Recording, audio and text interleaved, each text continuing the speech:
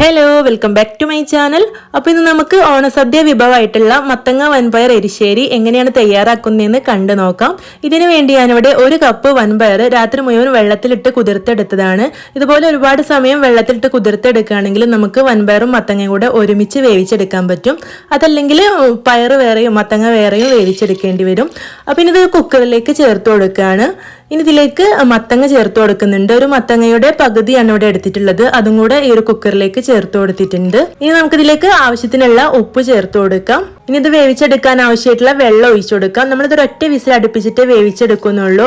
പയർ നന്നായിട്ട് കുതിർന്ന് വന്നതുകൊണ്ട് തന്നെ ഒറ്റ വിസിൽ തന്നെ വെന്ത് കിട്ടും. അതുകൊണ്ട് ഒരുപാട് വെള്ളം ഒന്നും ഒഴിച്ചെടുക്കണ്ട. ഇത് മീഡിയം ഫ്ലെയിമിൽ ഒറ്റ വിസിലാണ് അടുപ്പിച്ചെടുക്കേണ്ടത്. ഹൈ ഫ്ലെയിമിൽ അടുപ്പിച്ചിട്ടുണ്ടെങ്കിൽ പെട്ടെന്ന് പയർ വെന്ത് കിട്ടൂല.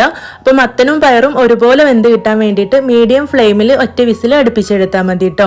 ഇനി ഇതിലേക്ക് വേണ്ടിയിട്ടുള്ള അരപ്പ് റെഡിയാക്കാം. അതിന് വേണ്ടിയിട്ട് ഞാനിവിടെ 1 കപ്പ് തേങ്ങ എടുത്തിട്ടുണ്ട്. അത് മിക്സിയുടെ ജാറിലേക്ക് ചേർത്ത് കൊടുത്തിട്ട് അതിലേക്ക് ഒരു 3-4 വെളുത്തുള്ളിയും ഒരു 3-4 ചെറിയ ഉള്ളിയും കൂടെ ചേർത്ത് കൊടുത്തിട്ടുണ്ട്. എരിവിന് ആവശ്യമുള്ള പച്ചമുളകും ചേർത്ത് കൊടുത്തിട്ടുണ്ട്. 1/2 ടീസ്പൂൺ മഞ്ഞൾപ്പൊടിയും 1/2 ടീസ്പൂൺ ചെറിയ ജീരകവും ചേർത്ത് കൊടുത്തിട്ടുണ്ട്. ഇനി ഇതൊന്ന് ചതച്ചെടുക്കാം. ഒരുപാട് അരഞ്ഞു പോകരുത് കേട്ടോ. ഇതുപോലെ ഒന്ന് ചതച്ചെടുത്താൽ മതി. ഇനി നമുക്ക് കുക്കർ ആവിയൊക്കെ പോയ ശേഷം തുറന്നു നോക്കാം. അപ്പൊ ഇവിടെ മത്തങ്ങയും പയറൊക്കെ കറക്റ്റ് ആയിട്ട് വെന്ത് കിട്ടിയിട്ടുണ്ട്. ഇതുപോലെ കുറച്ച് വെള്ളമൊക്കെ ഇതിലുണ്ട്. അതൊന്നും കുഴപ്പമില്ല. നമ്മൾ തയ്യാറാക്കി വരുമ്പോൾ അത് നല്ല തിക്കായിട്ട് കിട്ടും. അപ്പൊ ഇനി നന്നായിട്ടൊന്ന് ഇളക്കി കൊടുക്കുക. ഒരു മത്തങ്ങയൊക്കെ ഒന്ന് ഉടഞ്ഞു കിട്ടാൻ വേണ്ടിയിട്ട് നന്നായിട്ടൊന്ന് ഇളക്കി കൊടുത്തിട്ടുണ്ട്. ഇനി ഇതിലേക്ക് തേങ്ങാരപ്പ് ചേർത്ത് കൊടുക്കാം. തേങ്ങാരപ്പൊക്കെ ചേർത്ത് ഇത് ഇളക്കി കഴിയുമ്പോൾ കറക്റ്റ് ആ ഒരു തിക്ക് തന്നെ കിട്ടും. അപ്പൊ ഇതുപോലെ കുറച്ചൊന്ന് വെള്ളം ഉണ്ടെങ്കിലും കുഴപ്പമില്ല. അപ്പൊ ഈ ഒരു തേങ്ങാരപ്പ് ഇതിലേക്ക് ചേർത്ത് കൊടുത്തിട്ട് നന്നായിട്ടൊന്ന് ഇളക്കി കൊടുത്തിട്ട് ഒന്ന് തിളപ്പിച്ചെടുക്കണം. എന്നിട്ട് നന്നായി മിക്സ് ചെയ്ത് ഈ ഒരു എരിശ്ശേരിയൊക്കെ ഇവിടെ തിളച്ച് വന്ന ശേഷം ഫ്ലെയിം ഓഫ് ചെയ്തിട്ടുണ്ട്.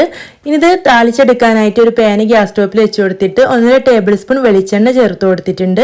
വെളിച്ചെണ്ണ ചൂടായി വരുമ്പോൾ 1 ടീസ്പൂൺ കടുക് ചേർത്ത് പൊട്ടിച്ചെടുക്കുക. ഇനി ഇതിലേക്ക് കുറച്ച് കരിവേപ്പിലയും വറ്റൽമുളകും കൂടെ ചേർത്ത് കൊടുത്തിട്ട് ഇനി ഇതിലേക്ക് നമുക്ക് എരിശ്ശേരി ചേർത്ത് കൊടുക്കാം. അപ്പൊ ഇത്രേ പണിയുള്ളൂ. അപ്പൊ നമ്മുടെ എരിശ്ശേരി ഇവിടെ റെഡി ആയിട്ടുണ്ട്. ഇഷ്ടമായിട്ടുണ്ടെങ്കിൽ ലൈക്ക് ചെയ്യാനും ഷെയർ ചെയ്യാനൊന്നും മറക്കരുത്. നിങ്ങളുടെ അഭിപ്രായം കമന്റ് ആയിട്ട് അറിയിക്കണം. ഇനിയും ഇതുപോലുള്ള ഈസി ആൻഡ് സിമ്പിൾ റെസിപ്പീസ് ഒക്കെ ആയിട്ട് വീണ്ടും കാണാം.